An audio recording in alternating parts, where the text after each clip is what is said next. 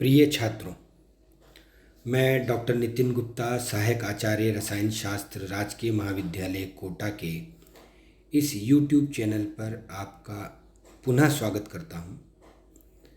आज हम BSc part second के यूनिट फर्स्ट के अध्याय फर्स्ट विद्युत चुंबकीय स्पेक्ट्रम का अध्ययन करेंगे। हमने हमारे पूर्व के अध्याय में ये बताया कि स्पेक्ट्रोस्कोपी दो प्रकार की होती है, अवशोषण स्पेक्ट्रोस्कोपी और उत्सर्जन स्पेक्ट्रोस्कोपी। इसके साथ साथ हमने लैम्बर्ट नियम, लैम्बर्ट बियर नियम का भी अध्ययन किया और उसके साथ साथ हमने अल्ट्रावायलेट स्पेक्ट्रोस्कोपी में दो उदाहरणों का अध्ययन किया है, जिसमें एथीन और 1,3-ब्यूटाडाइन में इलेक्ट्रॉनों के संक्रमण का अध्ययन शामिल था। इस अध्याय में हम अध्ययन करेंगे वर्णमूलक या क्रोमोफोर का। वे असंतृप्त समूह जो पाई स्टार संक्रमण द्वारा मुख्य रूप से अवशोषण बैंड का निर्माण करते हैं, ऐसे क्रोमोफोर यौगिक क्रोमोफोर समूह या वर्णमूलक कहलाते हैं। किसी यौगिक का रंग उसमें उपस्थित एक या एक से अधिक असंतृप्त समूहों के कारण होता है। इन समूहों को हम वर्णमूलक या क्रोमोफोर कहते हैं। ये पराबैंगनी एवं दृश्य क्षेत्रों में अभिलाषणिक अवशोषण प्रदर्शित करते हैं। क्रोमोफोर या वर्णमूलक एक आइसोलेटेड फंक्शनल ग्रुप है जो किसी अन्य समूह के साथ कंजुगेशन में नहीं रहता है, जो दृश्य एवं पराबैंगनी क्षेत्रों में अपनी अभिलाषणिक तरंगदैर्ध्य को अवशोषित करके रंग प्रदान करता है। इस प्रकार वर्णमूलक या क्रोमोफोर दो प्रकार के होते हैं। पहला, ऐसे वर्णमूलक जिसमें पाई इलेक्ट्रॉन होते हैं जो पाई स्टार संक्रमण करते हैं, जैसे हैं एथिलीन, एसिटिलीन, इस प्रकार के उदाहरण हैं। जबकि दूसरे प्रकार के वर्णमूलक या क्रोमोफोर जिसमें पाई इलेक्ट्रॉन एवं एन इलेक्ट्रॉन दोनों प्रकार के होते हैं, अर्थात उसमें लॉन पेयर ऑफ इलेक्ट्रॉन भी होता है, वे दो प्रकार का संक्रमण करते हैं, जैसे पाई से पाई स्टार में और एन से पाई स्टार।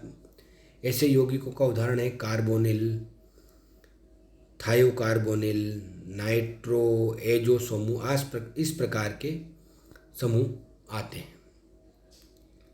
क्रोमोफोर समूह ही कार्बनिक यौगिकों के रंग के लिए उत्तरदायी होते हैं। बेंजीन रंगहीन होता है, परंतु NO2 समूह की उपस्थिति के कारण नाइट्रोबेंजीन का रंग हल्का पीला हो जाता है। इसी प्रकार मेटाडाइनाइट्रोबेंजीन गहरा पीला हो जाता है। अतः इन यौगिकों में नाइट्रो समूह क्रोमोफोर समूह के समान व्यवहार करता है। इस प्रकार हम देखते हैं कि इन सभी यौगिकों में इलेक्ट्रॉन दृढ़ता से बंधे नहीं होते हैं। इलेक्ट्रॉनों के ऊर्जा स्तर काफ़ी निकट होते हैं और विभिन्न ऊर्जा स्तरों में बहुत कम अंतर होने के कारण ये दृश्य व पराबैंगनी प्रकाश को अवशोषित करके उच्च ऊर्जा स्तर में स्थानांतरित हो जाते हैं। इस प्रकार के क्रियात्मक समूह में यदि असंतृप्त बंध को एकल बंध द्वारा पृथक किया जाता है तो अवशोषण और भी प्रबल हो जाता है। इसे संयुग्मन कहते हैं और ये संयुग्मन नए वर्णमूलकों की उत्पत्ति करता है। दूसरा जो हमारा अध्ययन का बिंदु है वो है ऑक्सोक्रोम या वर्णवर्धक। जैसा कि नाम से ही पता है, ऐसे यौगिक जो रंग तो प्रदान नहीं करते हैं, परंतु किसी वर्णमूलक या क्रोमोफोर के साथ जुड़कर उसके रंग की क्षमता को बढ़ा देते हैं। अर्थात ये स्वयं तो रंगहीन होते हैं, परंतु किसी यौगिक के साथ जुड़कर उसको और अधिक रंगीन बना देते हैं। ऐसे प्रकार के जो यौगिक हैं, लॉन पेयर वाले समूह जैसे हाइड्रोक्सी समूह, एमिनो समूह ऑक्सोक्रोम कहलाते हैं और इनमें n पाई स्टार संक्रमण के द्वारा लैम्डा मैक्सिमम के मान में वृद्धि होती है, जिससे यौगिक का रंग और गहरा हो जाता है। इस प्रकार हम देखते हैं कि ईथर यौगिक, मैथेल, ब्रोमीन आदि सभी ये वर्णवर्धक यौगिक हैं। सभी वर्णवर्धकों में अबंधी इलेक्ट्रॉन होते हैं वर्णवर्धकों की क्रिया इन अबंधी इलेक्ट्रॉनों के इलेक्ट्रॉनिक संक्रमण के कारण ही होती है। इस प्रकार हम देखते हैं कि पाई से पाई स्टार संक्रमणों पर प्रतिस्थापियों के प्रभाव का विभिन्न अध्ययन हमारे द्वारा किया जाता है। तो हम देखते हैं कि किसी प्रतिस्थापी या समूह की उपस्थिति से अथवा विलायक में परिवर्तन से लैम्ब्डा मैक्सिमम के मान में भी परिवर्तन हो जाता है तथा अवशोषण की तीव्रता में भी परिवर्तन आता है। इस अवशोषण की तीव्रता या लैम्ब्डा मैक्सिमम की तीव्रता के शिफ्ट को ही स्पेक्ट्रोस्कोपी शिफ्ट कहा जाता है और ये शिफ्ट 4 प्रकार का होता है। पहला प्रकार का जो शिफ्ट है वो है बैथोक्रोमिक शिफ्ट या वर्णोत्कर्षी शिफ्ट। जब किसी प्रतिस्थापी या समूह की उपस्थिति से लैम्ब्डा मैक्सिमम के मान में वृद्धि हो जाती है तो यह शिफ्ट बैथोक्रोमिक शिफ्ट कहलाती है। इस शिफ्ट में लैम्ब्डा मैक्सिमम का मान लाल रंग की ओर विस्थापित हो जाता है, इस कारण इसे लाल विस्थापन भी कहा जाता है। बेंजीन में लैम्ब्डा मैक्सिमम का मान 256 नैनोमीटर प्राप्त होता है, परंतु टोलुइन में लैम्ब्डा मैक्सिमम का मान बढ़कर 261 नैनोमीटर हो जाता है। अतः 5 नैनोमीटर की बैथोक्रोमिक शिफ्ट प्रदर्शित की जाती है। इस प्रकार किसी द्विबंधी के संयुग्मन के कारण भी वर्णोत्कर्षी विस्थापन होता है। द्विबंधित कार्बन पर उपस्थित हाइड्रोजन परमाणुओं का एल्किल समूह द्वारा प्रतिस्थापित करने पर बैथोक्रोमिक शिफ्ट दृष्टिगोचर होता है। इसी प्रकार एल्किनों के साथ किसी ऑक्सोक्रोम अर्थात एकांकी इलेक्ट्रॉन युग्म सहित विषम परमाणु जुड़ने पर भी हमें बैथोक्रोमिक शिफ्ट प्राप्त होते हैं। जबकि दूसरा प्रकार का जो शिफ्ट है वो है हिप्सोक्रोमिक शिफ्ट या वर्णोत्कर्षी शिफ्ट। जब विलायक में परिवर्तन से लैम्ब्डा मैक्सिमम के मान में कमी आती है तो इस शिफ्ट को हम हिप्सोक्रोमिक शिफ्ट भी कहते हैं। इस शिफ्ट के कारण लैम्ब्डा मैक्सिमम के मान नीले रंग की ओर विस्थापित हो जाते हैं, इस कारण इसे नीला विस्थापन भी कहते हैं। उदाहरण के लिए नॉर्मल हेक्सेन में कार्बोक्सिल यौगिकों के लैम्ब्डा मैक्सिमम का मान 193 नैनोमीटर प्राप्त होता है, परंतु विलायक के रूप में एसीटोन का उपयोग करने पर लैम्ब्डा मैक्सिमम के मान घटकर 190 नैनोमीटर रह जाता है। अतः 3 नैनोमीटर की हिप्सोक्रोमिक शिफ्ट प्रदर्शित होती है। इस प्रकार हम देखते हैं कि किसी डायजो यौगिक में दोनों फेनिल समूह संयुग्मन में उपस्थित रहते हैं। यदि इसमें 2 CH2 समूह संलग्न कर दिए जाएं तो बने यौगिक में संयुग्मन समाप्त हो जाता है। इस कारण अवशोषण बैंड छोटी तरंग दैर्ध्य की ओर विस्थापित हो जाता है। इस प्रकार इन्हें हिप्सोक्रोमिक शिफ्ट भी कहा जाता है। तीसरे प्रकार का जो शिफ्ट है वो है हाइपरक्रोमिक शिफ्ट या अतिवर्णक प्रभाव। जब विलायक में परिवर्तन से लैम्ब्डा मैक्सिमम का मान परिवर्तित नहीं होता बल्कि अवशोषण की तीव्रता बढ़ जाती है तो शिफ्ट हाइपरक्रोमिक शिफ्ट कहलाता है। उदाहरण के लिए यदि बेंजीन का हम अध्ययन करें तो बेंजीन में लैम्ब्डा मैक्सिमम का मान या बैंड ई मैक्सिमम का मान क्रमशः 204 नैनोमीटर है, जबकि C6H5CH3 या टोलुइन में 225 नैनोमीटर प्राप्त होता है। इस प्रकार इनकी तीव्रता के मान में वृद्धि हो जाती है और इसे ही हम हाइपरक्रोमिक शिफ्ट कहते हैं। अर्थात बेंजीन में CH3 समूह के प्रतिस्थापन हाइपरक्रोमिक शिफ्ट प्रभाव उत्पन्न करते हैं। इसी प्रकार पिरिडीन का ई मैक्सिमम 251 नैनोमीटर प्राप्त होता है, जबकि 2 मेथिल पिरिडीन का इसका मान 262 नैनोमीटर प्राप्त होता है। चौथे प्रकार का जो इलेक्ट्रॉनिक संक्रमण के आधार पर जो प्रभाव उत्पन्न होता है वो है हाइपोक्रोमिक शिफ्ट। जब विलायक में परिवर्तन करने पर अवशोषण की तीव्रता में कमी आती है तो ये शिफ्ट हाइपरक्रोमिक शिफ्ट कहलाती है। इसके अध्ययन में हम देखते हैं कि यदि हम बेंजीन में ई मैक्सिमम के मान को देखें तो वो 204 नैनोमीटर पे प्राप्त होता है, जबकि C6H5Cl या क्लोरो बेंजीन की बात करें तो ये 190 नैनोमीटर की तीव्रता वाला होता है, अर्थात इसमें ई मैक्सिमम के मान में कमी आ जाती है। इस प्रकार हम देखते हैं यदि मैथिल समूह जोड़ते हैं तो हाइपरक्रोमिक शिफ्ट, और यदि हम क्लोरीन या जिस पे लोन पेयर ऑफ इलेक्ट्रॉन वाला समूह है वो हाइपोक्रोमिक शिफ्ट को प्रदर्शित करता है।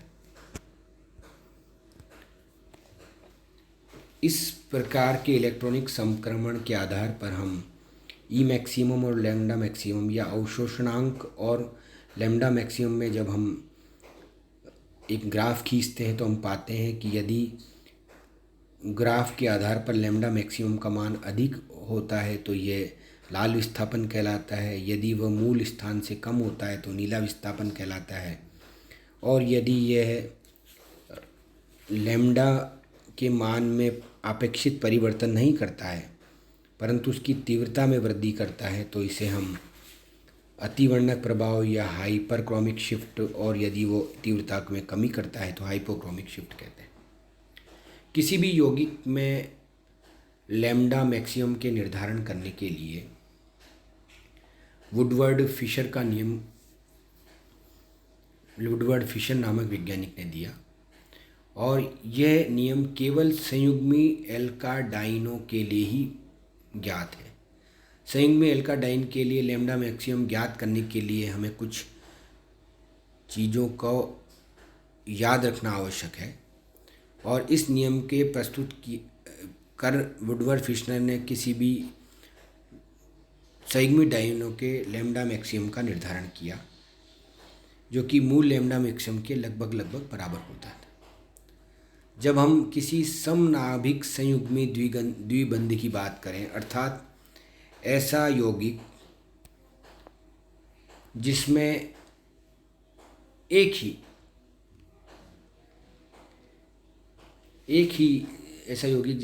ही बेंजीन रिंग पर डबल बॉन्ड संयुग्मन में उपस्थित हो तो इन्हें हम समनाभिक संयुग्मन द्विबंध कहलाते हैं। इनकी लैम्डा मैक्सिमम का मान 253 नैनोमीटर होता है। यदि हम विषम नाभिक संयुग्मन द्विबंध की बात करें, अर्थात ऐसे यौगिक जिसमें दो भिन्न भिन्न बेंजीन रिंग में द्विबंध संयुग्मन में होते हैं, उसे हम हीट्रोएन्युलर डाइन या विषम नाभिकीय डाइन भी कहते हैं, और इसके लिए जो मूल लैम्डा मैक्सिमम का मान है वो हम 214 नैनोमीटर दर्शाते हैं, जबकि होमो एन्युलर रिंग यानी एक ही रिंग में डबल बॉन्ड हो संयुग्मन में तो इसके लिए हम 256 नैनोमीटर का अध्ययन 253 नैनोमीटर को हम इसमें शामिल करते हैं। यानी समचक्रीय या समनाभिकीय डाइनों के लिए 253 नैनोमीटर को आपको याद रखना है, जबकि विषम चक्रीय डाइनों या दो भिन्न भिन्न बेंजीन वलयों पर यदि संयुग्मन में डबल बॉन्ड हो तो उन्हें हम हीट्रो रिंग कहते हैं, और हीट्रो रिंग के लिए लैम्डा मैक्सिमम का मान हम रखते हैं 214 नैनोमीटर। यदि संयुग्मन का विस्तार हो रहा है, अर्थात जिसमें डबल बॉन्ड इन रिंग के अतिरिक्त भी उपस्थित है, तो इस संयुग्मन के विस्तार को करने पर 30 अतिरिक्त लैम्डा मैक्सिमम का प्राप्त भाग होता है। इस अध्ययन में हम देखते हैं कि यदि पहले वाली एक्सोसाइक्लिक डबल बॉन्ड को हम देखें तो हम देखते हैं कि एक रिंग के बाहर दूसरी रिंग नहीं है, लेकिन उसमें डबल बॉन्ड संयुग्मन में है, तो इसे एक्सटेंडेड कॉन्जुगेशन कहते हैं, एक्सोसाइक्लिक। जबकि यदि वह एक सिंगल बॉन्ड के बाद जुड़ा हुआ हो रिंग के सिंगल बॉन्ड को छोड़कर, तो हम उसे एक्सोसाइक्लिक डबल बॉन्ड में शामिल नहीं करेंगे। इसके अतिरिक्त यदि बाह्य चक्रीय द्विबंध हो तो +5 नैनोमीटर, वलय अवशेष के रूप में कोई बंध जुड़ा हुआ हो तो उसे हम +5 नैनोमीटर अतिरिक्त जोड़ते हैं। एल्किल समूह के लिए +5 नैनोमीटर, या एल्कोक्सी समूह जुड़ा हुआ हो तो +6 नैनोमीटर, और यदि एसआर समूह जुड़ा हो तो +30 नैनोमीटर, और अमीनो समूह जुड़ा हो तो 60 नैनोमीटर का अतिरिक्त वृद्धि होती है। इस अध्याय में हम लैम्डा मैक्सिमम किसी कार्बनिक यौगिकों में लैम्डा मैक्सिमम के कैसे निर्धारण करते हैं उसका अध्ययन करते हैं। सर्वप्रथम इन चित्रों को हम देखें तो हम पाते हैं कि ऊपर ही ऊपर जो सबसे पहले हमारा जो चित्र प्रारंभ हो रहा है उसमें 2 डबल बॉन्ड संयुग्मन में है, अर्थात दोनों डबल बॉन्ड के मध्य एक सिंगल बॉन्ड है, और इस प्रकार के डबल बॉन्ड को हम कंजुगेशन डबल बॉन्ड कहते हैं। और यदि दूसरे चित्र को देखें तो उसमें 3 डबल बॉन्ड है, लेकिन तीनों ही संयुग्मन में है, अर्थात उसमें double bond single bond double bond single bond double bond, इसे एक्सटेंडेड संयुग्मन कहते हैं। यदि हम इन 2 बेंजीन रिंग को देखें जिनका नामकरण हमने ए और बी लिखा है, और उसमें भी double bond single bond double bond है, परंतु दोनों डबल बॉन्ड अलग अलग रिंग में है, तो इस प्रकार की रिंग जिसमें दोनों डबल बॉन्ड संयुग्मन में तो हैं लेकिन 2 रिंगों में है, तो इसे हीट्रोसाइक्लिक एन्युलर रिंग कहते हैं। और यदि एक ही रिंग में दोनों डबल बॉन्ड हो और उसमें संयुग्मन हो तो इन्हें होमोसाइक्लिक रिंग कहते हैं। यहाँ पर एक चित्र में 3 रिंग दी हुई है जिसमें ए बी सी 3 रिंग है, और बीच वाली रिंग जो बी रिंग है उसमें हमें दोनों डबल बॉन्ड हैं, अतः ये होमोस एन्युलर रिंग है। एक्सोसाइक्लिक रिंग को जब हम देखें तो हम ये देखते हैं कि साइक्लिक रिंग यानी एक रिंग में डबल बॉन्ड हो और दूसरी रिंग का डबल बॉन्ड उससे संयुग्मन में हो, रिंग हो या न हो लेकिन रिंग के साथ वो डबल बॉन्ड जुड़ा हो, तो इसे हम एक्सोसाइक्लिक डबल बॉन्ड कहते हैं। यदि रिंग के बाहर का डबल बॉन्ड किसी सिंगल बॉन्ड के आधार पर, बाहरी सिंगल बॉन्ड के आधार पर संयुग्मन में हो तो हम उसे एक्सोसाइक्लिक डबल बॉन्ड नहीं कहते हैं। ए और बी में हम देख रहे हैं कि दोनों ए और बी एक्सोसाइक्लिक है, डबल बॉन्ड है जिसमें एक सिंगल बॉन्ड के साथ जुड़ा हुआ है। ए बी सी को हम देखें तो ए और बी में दोनों एक्सोसाइक्लिक हैं। इस प्रकार हम इनका अध्ययन करते हैं। और इन डबल बॉन्डों से जुड़े हुए सिंगल बॉन्ड को हम देखें तो हम देखते हैं कि number of R alkyl group directly attached to conjugation में तो 4 हैं। इसी प्रकार इस वाले दूसरे वाले उदाहरण में देखें तो 2 एल्किल समूह हैं। तीसरे वाले उदाहरण में देखें तो 1 2 3 4 5 एल्किल ग्रुप सब्स्टिट्यूटेड हैं।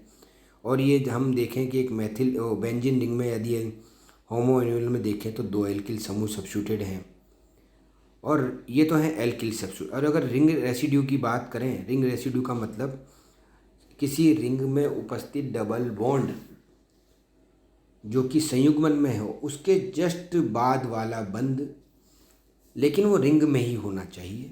इस प्रकार के बंध को हम रिंग रेसिड्यू कहते हैं। तो पहला चित्र जब हम देखें तो 1 2 3 4 रिंग के अंदर चारों कार्बन के साथ जुड़े हुए जो बंध हैं वो संयुग्मन में है, परंतु चौथे से जुड़ा हुआ 5वां कार्बन और पहले से जुड़ा 6ठा कार्बन रिंग रेसिड्यू का उदाहरण है। इसका मतलब इसमें रिंग रेसिड्यू कितने हैं? 2 हैं। इसकी बात करें दूसरे चित्र में, इसमें 2 मैथिल समूह भी हैं, तो ये 2 तो मैथिल समूह एल्किल सब्स्टिट्यूटेड में काउंट हो जाएंगे क्योंकि वो रिंग के बाहर का हिस्सा है, जबकि रिंग से जुड़े हुए 2 कार्बन समूह रिंग रेसिड्यू हैं। इसी प्रकार यदि हम 2 बेंजीन रिंग की बात करें उसमें भी 1 2 3 रिंग रेसिड्यू हैं, देखिए, क्योंकि वो रिंग का ही पार्ट है। इसी प्रकार ये तीन रिंग को हम देखें तो 1 ring residue, 2 ring residue, 3 ring residue, 4 ring residue, जिसमें हमें स्पष्ट होता है कि रिंग के ही पार्ट पे कंजुगेशन के साथ जुड़े हुए बंध रिंग रेसिड्यू का उदाहरण है। इस प्रकार समपक्ष और विपक्ष द्विबंध जो कि संयुग्मन में होते हैं उनके आधार पर हम लैम्डा मैक्सिमम का मान निर्धारण करते हैं। हमने होमो एन्युलर कॉन्जुगेशन डबल बॉन्ड को जिसमें एक ही वलय में डबल बॉन्ड हो, और रिंग रेसिड्यू के बारे में, एल्किल प्रतिस्थापियों के बारे में, वलय विस्तार संयुग्मन के बारे में, इन सब के बारे में अध्ययन किया कि किस प्रकार हम रिंग रेसिड्यू का अध्ययन करते हैं। अब हम देखते हैं कि इन विभिन्न उदाहरणों में कैसे लैम्डा मैक्सिमम का निर्धारण करते हैं। पहला चित्र जिसमें एक लंबी चेन है और 1,3-ब्यूटाडाइन में 4 हाइड्रोजन जो कि कोने वाले जो कार्बन है या टर्मिनल कार्बन में से दो हाइड्रोजन अलग, 2 हाइड्रोजन, यानी 4 मेथिल समूह को जोड़ दें तो चूँकि ये एक्सोथर्मिक है अर्थात अचक्रीय है। अचक्रीय 1,3-ब्यूटाडाइन के लिए हम लैम्डा मैक्सिमम का मान हमने फिक्स कर रखा है 217 नैनोमीटर। तो मूल मान तो 217 और एक एक मैथिल समूह 5 प्रतिस्थापी समूह का निर्धारण करता है। तो 5 × 4 यानी 5 × 20, अर्थात इसके लिए लैम्डा मैक्सिमम का मान हुआ 437 नैनोमीटर, जो मूल 425 नैनोमीटर के लगभग बराबर है। इसी प्रकार दूसरे उदाहरण में हम देखते हैं कि दूसरे और तीसरे कार्बन पर एक एक मैथिल समूह है, तो 5 × 2 10 नैनोमीटर लिया और मूल मान 217 है। अर्थात जब भी हम लैम्डा मैक्सिमम का निर्धारण किसी कार्बनिक यौगिकों में करें तो 3 चीज़ों को या 3 मूल मानों को हमें याद रखना है। पहला, यदि यौगिक 1,3-ब्यूटाडाइन वाली संरचना से रिलेटेड है तो उसके लिए मूल लैम्डा का मान 217 रखना है। यदि वो एक ही चक्र में संयुग्मन में डबल बॉन्ड है यानी बेंजीन रिंग से जुड़ा है तो 253 नैनोमीटर मूल मान रखना है। और यदि वो विषम चक्रीय डाइन है यानी कि 2 रिंग में से संयुग्मन है तो हमें 214 नैनोमीटर का ध्यान रखना है मूल मान का। हम तीसरी वाली रिंग को देखें, इसमें 2 रिंग जुड़ी हैं लेकिन मूल मान या जो मूल यौगिक है वो 1,3-ब्यूटाडाइन है और 1,3-ब्यूटाडाइन के आधार पर इसका मूल मान बेस वैल्यू जो है वो 217 नैनोमीटर। और इस डबल बॉन्ड से जुड़ी हुई रिंग रेसिड्यू 1 2 3 4 है तो 5 × 20। और इसमें कोई अगर एक्सोथर्मिक डबल बॉन्ड दिख रहा है, 2 डबल बॉन्ड एक्सोथर्मिक है उस रिंग से जुड़े हुए, जो इस रिंग के साथ ही डबल बॉन्ड है, तो 2 रिंग हैं, 2 double bond exothermic double bond है, इसका मतलब 10 वो जोड़ करके 247 नैनोमीटर इसका मान है। इसी प्रकार यदि ये एक ही बेंजीन रिंग पर जो कि होमोएन्युलर है 253 नैनोमीटर और इसके साथ 2 रिंग रेसिड्यू हैं तो 10 यानी कि 263 नैनोमीटर इसका मान हुआ। एक रिंग में डबल बॉन्ड उससे जुड़ा हुआ ही डबल बॉन्ड है तो इसको हम जो है 253 नैनोमीटर यानी कि ये विषम चक्रीय समचक्रीय डाइन है, एक ही चक्र से जुड़ी हुई है। ये एक्सोथर्मिक है, इसका मतलब इसमें 214 नैनोमीटर का हम यूज़ करेंगे और उससे रिंग रेसिड्यू 1 और 2 है 10, तो हमने इसका लिया है तो इसका मतलब ये हो गया 224 नैनोमीटर के आधार पर इसका अध्ययन करेंगे। इस प्रकार हमने भिन्न भिन्न यौगिकों को, यदि एक बेंजीन रिंग है जिसमें होमोएन्युलर है, जिसमें एक एक मैथिल समूह जुड़ा है, उसका अध्ययन करेंगे। आप जब भी परीक्षा में जाएं तो इन सभी उदाहरणों का अच्छी तरह अध्ययन करें जो कि हमने हमारे इस अध्याय में शामिल कर रखे हैं और किस प्रकार हमें लैम्डा मैक्सिमम निकालना है। जैसे ये एक यौगिक है पहला वाला, चूँकि विषम नाभिक है इसलिए 214 नैनोमीटर, 1 2 और 3 रिंग रेसिड्यू हैं इसलिए 3 वाले के लिए 15 नैनोमीटर। और चूँकि ये बाह्य चक्रीय द्विबंध है यानी कि एक बंध के बाहर भी एक डबल बॉन्ड है, बिल्कुल बेंजीन रिंग से जुड़ा है, तो इसके लिए 5 नैनोमीटर। इस प्रकार हम भिन्न भिन्न यौगिकों का आप अगर अध्ययन करेंगे और इनका लैम्डा मैक्सिमम का निर्धारण करेंगे तो आपको हर यौगिकों के उदाहरण के आधार पर भी लैम्डा मैक्सिमम का अध्ययन हो पाएगा, उसको निकाल पाएंगे। इस प्रकार हमने इस अध्याय में अधिकांश यौगिकों को शामिल किया है ताकि आपको कठिनाई नहीं हो और किस प्रकार लैम्डा मैक्सिमम हम निकालते हैं, कैसे उसका परिकलन करते हैं, किस जगह हमें 1,3-ब्यूटाडाइन के लिए 217 नैनोमीटर लेना है या होमो एन्युलर के किस प्रकार का योग करना है या हेट्रो एन्युलर के लिए लैम्डा मैक्सिमम कैसे निकालना है। कुछ उदाहरण हमने अपनी मूल किताब से भी लिए हैं जिसका अध्ययन हम आपको करना है। एक नियम है फिशर-कोहन का नियम। फिशर-कोहन का नियम ऐसे यौगिकों पर लगता है जिसमें संयुग्मित तंत्र बहुत बड़ा होता है, जिसमें 5 या 5 से अधिक डबल बॉन्ड या 4 या 4 से अधिक डबल बॉन्ड, अधिकांश बड़े बड़े डबल बॉन्ड वाले संयुग्मन वाले यौगिक हों तो उसमें संक्रमण के लिए आवश्यक ऊर्जा का मान कम होता है। इस प्रकार के यौगिकों के लिए लैम्ब्डा मैक्सिमम के मान को फिशर-कोहन के नियम द्वारा ज्ञात किया जाता है, जिसमें लैम्ब्डा मैक्सिमम 114 × 50 m से डिवाइड करके ज्ञात किया जाता है। ये एक उसका उदाहरण हम ले रहे हैं जिसमें बहुत अधिक लंबा यौगिक है जिसमें बहुत सारे डबल बॉन्ड हैं, और इस प्रकार ये यौगिक का अध्ययन हमारे द्वारा किया जाएगा।